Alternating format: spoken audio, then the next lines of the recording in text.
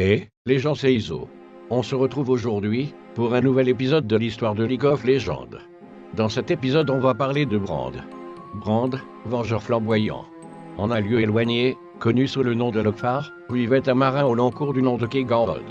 Comme tous les membres de son peuple, Kegan et ses hommes allaient où le vent les portait, détroussant sans vergogne quiconque avait le malheur d'attirer leur attention.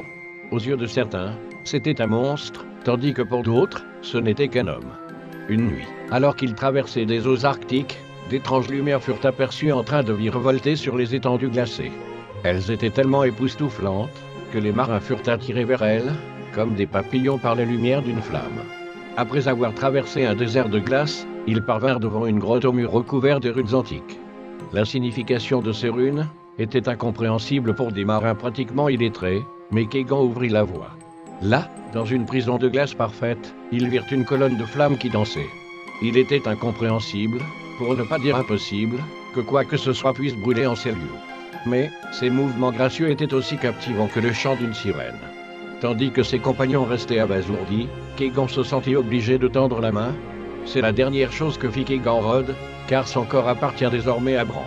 C'est une créature des temps anciens, peut-être même une des victimes des guerres runiques. On y faisait référence, dans les textes ancestraux, sous le nom du vengeur flamboyant.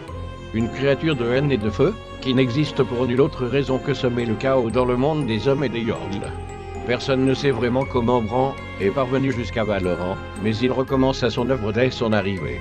Finalement vaincu par les forces de Demacia, il lui fut proposé de combattre dans le respect des règles de la LAC s'il voulait garder la vie sauve.